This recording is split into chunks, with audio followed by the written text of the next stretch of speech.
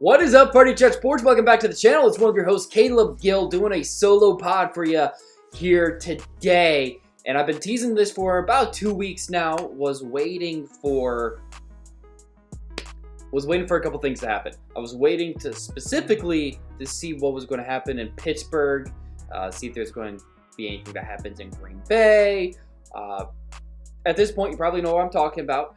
This is your head coach matchmaker episode where I go through the current openings. As of right now, the Giants are the only team to have hired a head coach, and that's John Harbaugh. And that's honestly fine because that's kind of what I was getting the sense of. It felt like Harbaugh was probably going to be the Giants head coach, and that was who I was going to give the Giants if I was going to be doing a matchmaker for them. So that has no impact on this episode, actually, on my initial plans. There's currently 8 NFL head coach openings, which is crazy. Crazy that there's 8. There was 9 head coach spots before the Giants filled theirs. So that's what we're doing today. We are going to go through the 8 current head coach openings as of today, January 15th. Nothing's happened at the moment. I will see, because you never know when these things are going to break. Yesterday it definitely seemed like Harbaugh was probably going to get if he was going to become the Giants head coach, felt like it was going to be yesterday. He was there all day long. So that felt inevitable if he was going to get the job. But the rest of these, from the reporting from like Ian Rappaport and some of the other beat writers and reporters for the NFL, it sounds like it's probably going to be next week that we get some more of these jobs filled. So now's a good time to put this episode out.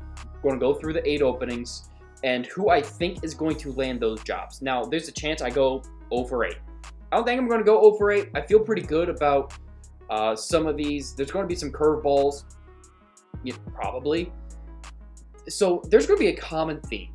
I'm looking at the 8 openings. So you have the Browns, the Cardinals, the Dolphins, the Falcons, the Raiders, the Ravens, the Steelers, and the Titans. And you look at those, and more than half of those are not good jobs. There's a reason they're open.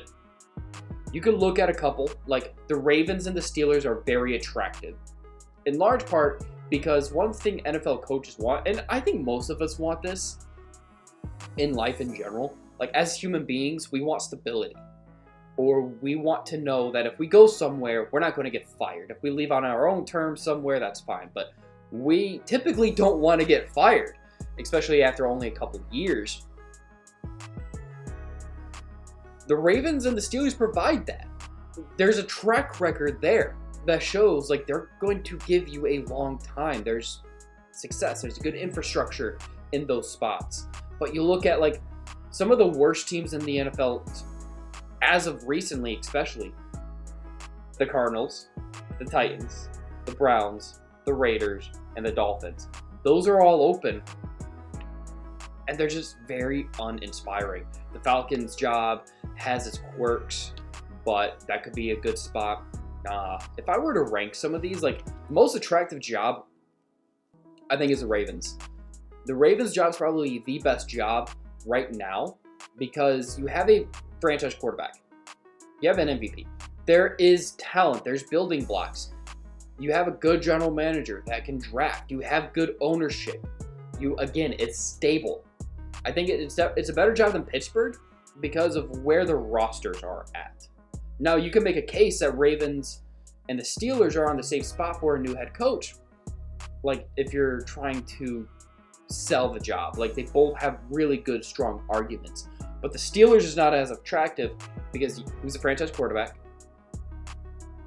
The defense is old and probably overpaid. Like, the Ravens are closer to winning with that team than the Steelers are closer to winning with their team. And I think even Dylan might agree with me on that. The Steelers are closer to needing a rebuild. The Ravens, I think, need more of a retool. So that changes some things on how you approach a search. The Titans, you have last year's number 1 overall draft pick, Cam Ward, but the rest of it, the cupboard's kind of bare. The Browns is the Browns. Like, if you believe, I don't think Shador's anything. You have a really strong defense. thanks to Jim Schwartz. And other than that, offensively, there's Harold Fannin Jr., maybe Quinshon Judkins. Offensive line is okay. It's just not an inspiring team. You have a lot of these two. My knock on the Giants job. The Giants job on the surface looked like a really good job. The biggest issue I had with that, and why I was like, I don't know if Harbaugh is going to take this, but I still think he's going to, but like why I'd be hesitant if I was John Harbaugh, is because of the sitting general manager. Joe Schoen,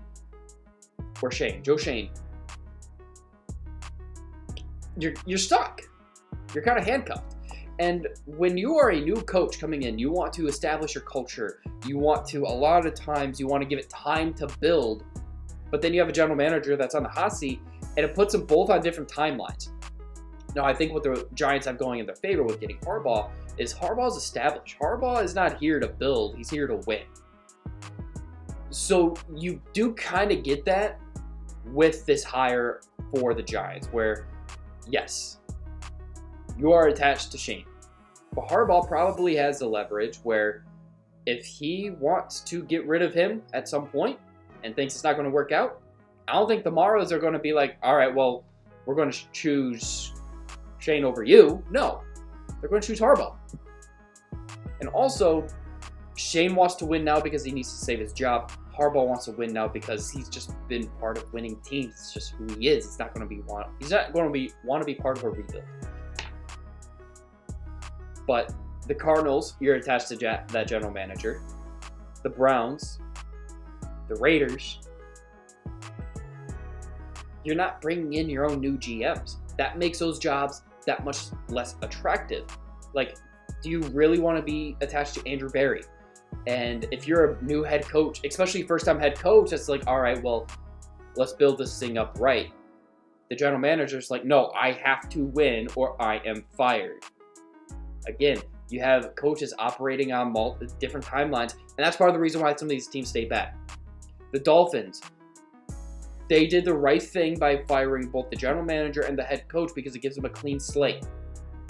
By keeping, who was that general manager before? Chris Greer? Whoever that general manager was, he was there for like a decade in Miami. So part of the reason the Dolphins have been so bad, granted, they haven't won a playoff game since I think the Twin Towers were still up the last time they won a playoff game. Part of the reason why they haven't been good is because they've had a bad general manager, but they've kept him along. The Cardinals kept the general manager. The Falcons and the Dolphins are a little bit more attractive than the Titans, the Browns, Cardinals, Raiders is a whole nother thing. We'll talk about that here in a second. But because the Falcons are going to be hiring a new general manager, the Dolphins did hire a new general manager. That is going to make this a little bit more attractive because now everybody's on the same page. Everybody's on step one. You don't have somebody that is reading chapter 1 and then somebody else that's already skipped to the end or is already 10 chapters ahead. Like, everybody's starting at the same spot in Miami and Atlanta. The Raiders is very interesting. And now, the cons of being the Raiders head coach is as the Raiders. The Raiders are one of those very dysfunctional teams. They are not a good franchise. They're not a good ownership group. They haven't won. They're paying... Now, I know Chip Kelly gets thrown into this number, but they're paying $50 million to coaches that are no longer coaching. Think of how many coaches they've had in the last couple of years. Gruden, McDaniels, Pierce, Carroll. They struggle to retain coaches. They let go guys quick. So, I understand hesitation. If a young up-and-comer or somebody that, a lot of times you only get one crack at this, at being a head coach. It's not often. Now, you do get some retreads, but you may only get one crack, so you got to be picky. Or if you already had your first chance, You're only going to get enough. Like, not everybody gets multiple shots. This isn't the NBA where coaches bounce around like crazy. This is the NFL. More often than not, you get 2 shots max. There's some rare situations where somebody may get a 3rd or a 4th, but chances are 2 shots max. And a lot of guys don't even get the 2nd. So you have to be picky, which is why I'd be hesitant with the Raiders. However, look at that team. If you like the offense and Ashton Genty, Brock Bowers, if you think you can build up that offensive line, if you bring a defensive-minded, if you bring a very good defensive coordinator to build up that defense, and you have the 1st overall draft pick, if you love Fernando Mendoza, that could be your franchise quarterback. So that's what makes that job attractive. I know I said I was going to rank them, but I felt that was probably the best way to describe those. Now, what everybody's here for, the matchmakers. We're going to start with the Cleveland Browns. I mentioned this job not being that attractive. The name that keeps getting linked a lot to this job is Mike McDaniel. And I don't think it would be smart for him to take a head coaching job immediately, especially in Cleveland. You just came from a dysfunctional franchise in Miami. You just had to coach a bad quarterback in Tua, and you had to deal with that. Now, if you go to Cleveland, you have to deal with the Shador circus, possibly. You have to deal with Andrew Berry. You have to deal with the ownership and Jimmy Haslam. If I'm Mike McDaniel, I would rather go take the Eagles offensive coordinator job, the Lions offensive coordinator job. Maybe if Robert Saleh takes a head coaching job, you tag along with him somewhere. Like, reestablish yourself as a really good offensive mind. And then when you're ready, or if you see that really shiny moment to take the next step again, then you take it. You don't rush into a new head coaching job, because a lot of times guys will do that too, where it's like, well, I was just a head coach. I want to be a head coach again. And you immediately jump back in. And it's like, no, wait, hold up. Give yourself a second. Take a year. Even maybe you don't even coach, and you just kind of reevaluate and you're getting paid to already not be the head coach somewhere. You're fired, but your contract's still guaranteed money. You are still getting paid. Chill. I do not think Mike McDaniel is going to be the head coach of the Cleveland Browns, because I think he's a smart enough guy to not take that job. He just came from a dysfunctional franchise in Miami. Why would he go to one that's even more dysfunctional in Cleveland? I'm sorry, Browns fans, but you know just as much as I do. I know what it's like to be dysfunctional, okay? I can say these things unbiased. It's just the facts. The Browns are one of the worst franchises in the NFL. Why would you jump or go from being in Miami to Cleveland? That job is not going to be that attractive. I don't even know if it was the right move firing Kevin Stefanski, especially without firing Andrew Berry. Now, if they would have let go of Andrew Berry, that'd be a whole different story. But by keeping Andrew Berry, you handcuff yourself. Again, what was I saying? You've attached yourself, and now you're working on 2 separate timelines. I think the Browns are just going to have to make a promotion. And this may not be the most popular thing, but somebody's got to take this job. And one thing, talking to a couple Browns fans, they want to make sure that Jim Schwartz is still part of this team, that still calling the defense. They give Jim Schwartz so much credit, as deservedly so, for how good that Browns defense has been. So what I think is ultimately going to happen is I think Jim Schwartz is going to get a second head coach opportunity. I know it went poorly in Detroit. That was about a decade ago. He's been one of the best defensive minds in football. If you want to keep him in the building, you got to promote him. And I don't know if that's a bridge to maybe somebody better. Maybe Jim Schwartz brings in somebody that, like, a young guy that can be an OC/DC with, maybe he's the next in line. But ultimately, because of how unattractive this job is, and also because of how much Cleveland's going to want to keep Jim Schwartz in the building, I think he's going to be promoted head coach just out of necessity. Like, they're going to have to hire somebody, so just promote Jim Schwartz. That's my prediction for the Cleveland Browns. The Arizona Cardinals, again, it's not attractive. Who's your quarterback? You are tied to Kyler Murray's contract. Jacoby Brissett could be a decent bridge. The pieces just the cupboard's, again, bare. This was a tough one for me to figure out. And I was going through, trying to figure out, all right, who's been linked? Like, Robert Saleh's been linked, but I don't think Saleh takes that job. We'll talk about Saleh here in a little bit. Who I have going to the Arizona Cardinals is Vance Joseph. He flamed out in Denver, but he was still respected enough by the organization to be brought back as their defensive coordinator. And look what he's done with that defense. The defense alone, Vance Joseph's defense, is what got the Broncos that number 1 seed.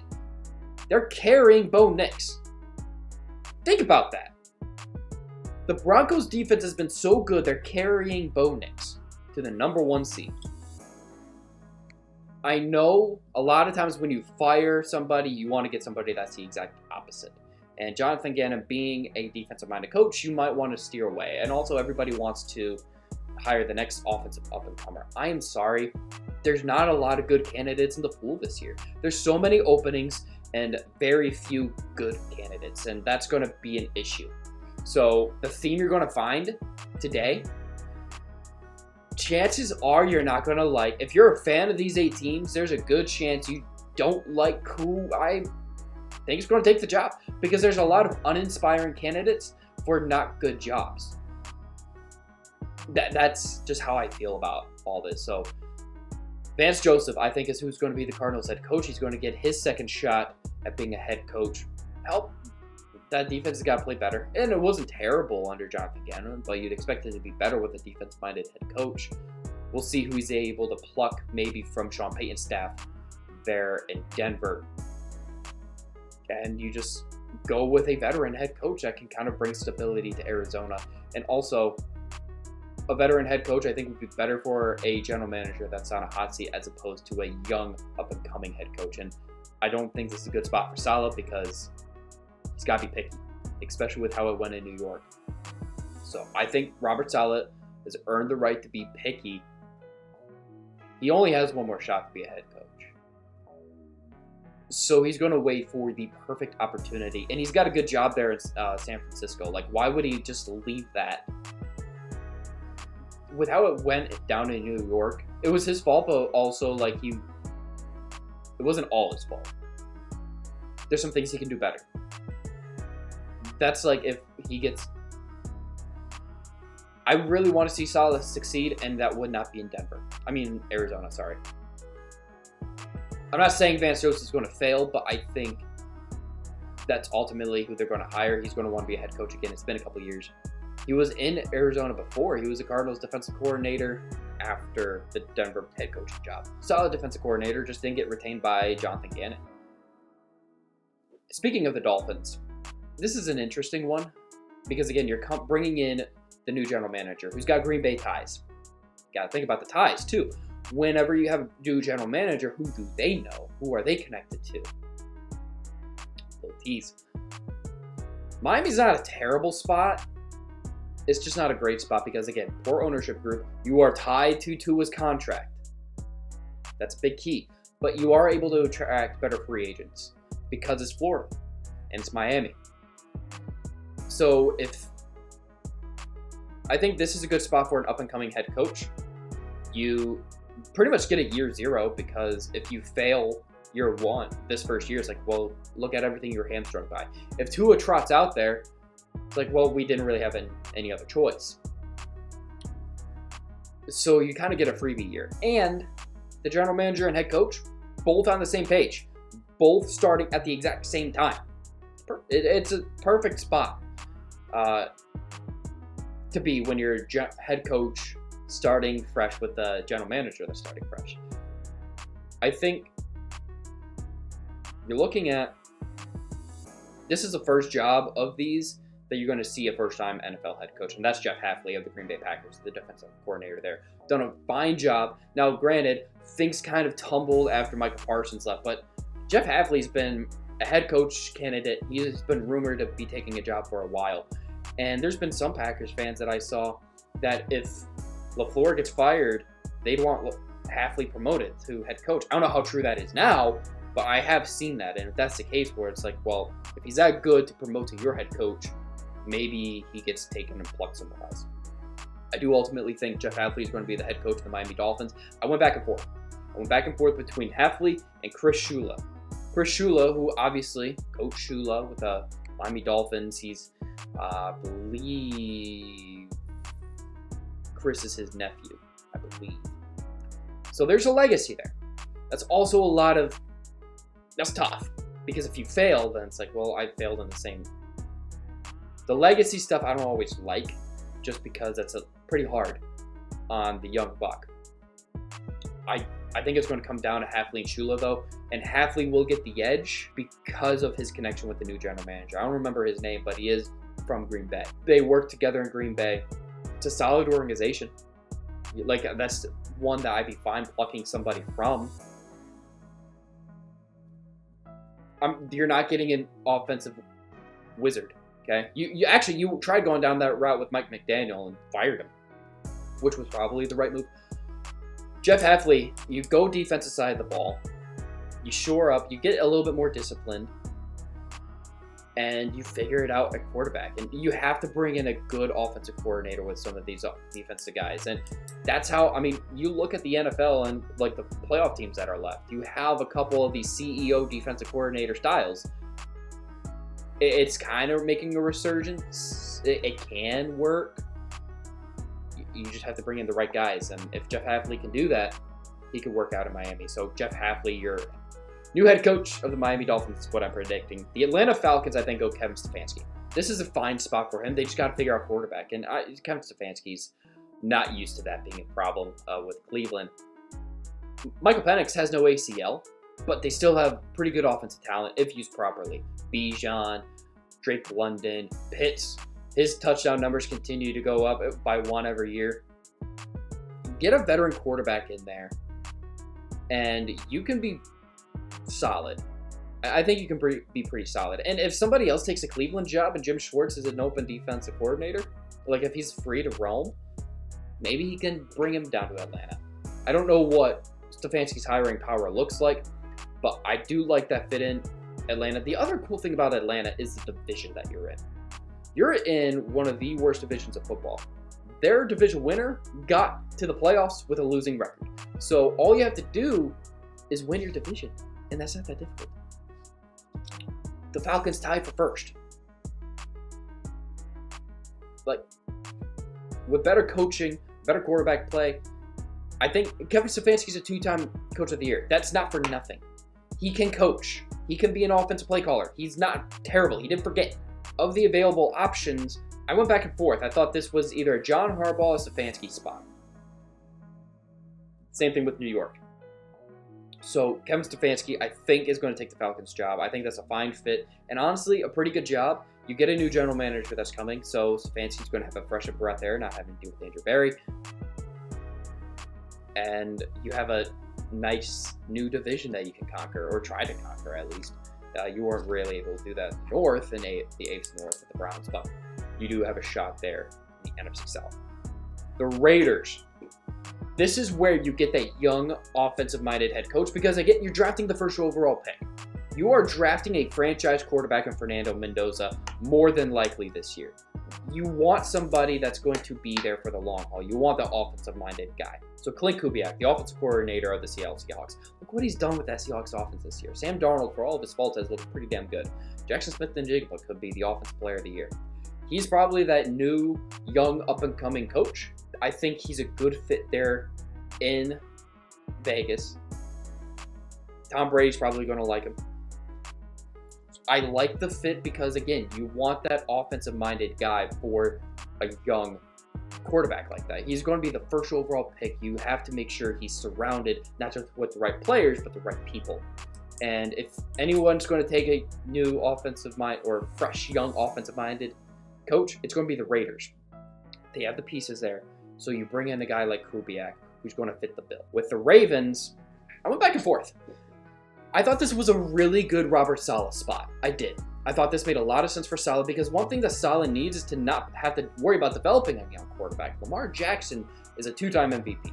You bring in a good offensive-minded guy like a Mike McDaniel, and suddenly it doesn't look terrible there. Robert Saleh can fix up the defense, and all will be good. I was talking to somebody. So one of the guys I work with, Stash on 94.5 WXKR for those in the Toledo area, or even for those that just like classic rock, you can stream that on any of the platforms, XKR app, iHeart app, Odyssey app. You can stream it on WXKR.com. A little plug there. Stash is very talented. It's a very good lineup there for those that enjoy that type of like radio listening. But he used to work with the flagship station of the Baltimore Ravens. He was from Maryland. He worked for the flagship station for years, so he got to know a lot of those Ravens players and teammates and coaches. I asked him earlier who he thought, because he has a little insight into Baltimore and their inner workings and their thinking. He does think the Harbaugh connection matters. So using that, I think Jesse Minter, who's been connected to this job heavily, is going to be the next head coach of the Baltimore Ravens. It just makes too much sense. He does come from that Harbaugh tree. He was young, groomed by Gill. And if you want to keep somebody like that, and you look at Mike Macdonald, you're kind of hoping for similar success with Jesse Minter. Jesse Minter just makes too much sense for the Baltimore Ravens. I think it's going to come down to Minter and Saleh. And I think that Harbaugh connection, if the Harbaugh connection matters, they're going to go with Minter. If it doesn't matter, they're going to go with Saleh. I ultimately think it's going to be Jesse Minter for the Baltimore Ravens. For the Pittsburgh Steelers, again, connections matter. I think they really like Mike Tomlin. They like who he is. They like what he's about. So you want that style. Like, they should probably go in a different direction because this is the first time they've had to do this in 20 years. Things have changed. Ultimately, I think they go back to the same well they got Mike Tomlin from, Minnesota's defensive coordinator, Brian Flores. Makes too much sense. He was there with Tomlin. Steelers are probably one of the few teams that would hire Flores. You got to remember, he's suing the NFL and some different teams like the New York Giants, so there's only so many teams that would even be willing to give him a shot at head coach. Steelers are one of those because he was there. Tomlin gave Flores a shot to be a coach again when other teams were blackballing him and not letting him be part of their program. I think Brian Flores, his demeanor, his toughness, he can re-energize that Steelers defense that needs a lot of help. And if he can bring a good offensive coordinator, if he can bring somebody from the Vikings staff over, I think he has a shot to be a good head coach. He was a pretty good head coach there for Miami. Just things didn't work out for whatever reason. You could debate for hours on end about why it didn't work there with him and Tua, but Flores, I think, makes a lot of sense if you're trying to go after that Mike Tomlin-esque. And ultimately, I think the Steelers, they're comfortable with that. So they'll probably go back to the well and go get another Vikings defensive coordinator to be their head coach in Brian Flores. Last team, the Tennessee Titans. You need stability. And I think Mike McCarthy can provide you that stability. Look, guys, the Titans' job isn't all that attractive outside of Cam Ward. The options are not that attractive. It's Mike McCarthy or Matt Nagy, guys. And I think Mike McCarthy gives you a little bit more stability. He can build that team up, clean out some of the crap that is there with the Titans organization. Say what you want about him. He's won. He won in Green Bay. He won in Dallas. I think he could be a good bridge to the next guy. And if he can bring in Al Harris over he was the old defensive back coach there in Dallas. He's in Chicago. If he can bring him to be the DC in Tennessee, that'd be a good fit. Cam Ward and the Titans need stability. So I think Mike McCarthy is going to be the next head coach of the Tennessee Titans. To me, it just makes too much sense. With the fits that are out there, I mean, it's him and Matt Nagy, and they're both, again, very uninspiring. But who is inspiring that's actually going to want to take that job? I just don't know. So to recap this head coach matchmaker episode, the Cleveland Browns, I think, are going to promote Jim Schwartz, the defensive coordinator there. It's an uninspiring job. You get to keep Jim Schwartz. It's not a win-win. There's really no winning. But like I said from the beginning, or I try to kind of establish, you may be uninspired. You may not like these, but there's not good candidates and it's not good jobs out there. So when the field is this small to pick from, or when the basket is this empty of qualified and good candidates, and the cupboard of good teams is so bare, this is what you're going to get. You're going to get bad coaches going to bad teams. And maybe Jim Schwartz can be a solid guy that can help turn the Browns around into a respectable organization. Kevin Stefanski tried that until they successfully traded for the pervert. I think Jim Schwartz is probably going to be the next head coach of the Cleveland Browns. And again, you may not like these hires, but it sucks. But you're not getting a Robert Saleh, or you're not getting a Mike Tomlin. You didn't get a John Harbaugh. You weren't going to anyways. Jim Schwartz, you get to keep him in the building. That defense stays solid, and we'll see. For the Arizona Cardinals, Vance Joseph, he's going to bring that mentality, that toughness, that intelligence from that first seed in the AFC that was led by their defense. He's going to bring that over and be the new head coach of the Arizona Cardinals. Again, that defense carried Bo Nix to the #1 seed. The Miami Dolphins, they're going to bring in, with their new general manager, they're going to bring in Jeff Hafley, the defensive coordinator of the Green Bay Packers. Solid, young, up-and-coming defensive-minded head coach he's going to be. And it's a good fit with a guy that's already familiar with the new GM. And they both get to start fresh on the same page. A defensive-minded head coach could probably fit what Miami wants to do moving forward. The Atlanta Falcons get former Cleveland Browns head coach Kevin Stefanski. Going to be a solid offense and a good chance to win in the NFC South for Stefanski. Las Vegas Raiders get young up-and-coming offensive coordinator from the Seattle Seahawks, Clint Kubiak, to be their new head coach, and he's going to coach up and hopefully turn Fernando Mendoza into that franchise quarterback for the Las Vegas Raiders. The Baltimore Ravens are going to choose between two defensive-minded candidates. They're going to choose between Robert Saleh, the 49ers defensive coordinator, and Jesse Minter, the LA Chargers, defensive coordinator. The Harbaugh connection is going to matter for the Baltimore Ravens. They really like Harbaugh. It just was time to let him go. So that's what they did. I think after watching Mike Macdonald's success in Seattle, they're going to want to replicate that on their own. They're going to bring in and choose Jesse Minter over Saleh.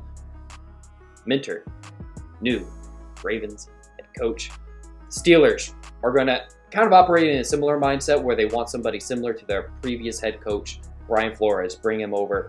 And if this happens, if I had a nickel for every time the Steelers hired a defensive coordinator from the Minnesota Vikings, I'd have 2 nickels, which is not a lot, but it's weird that's happened twice, right?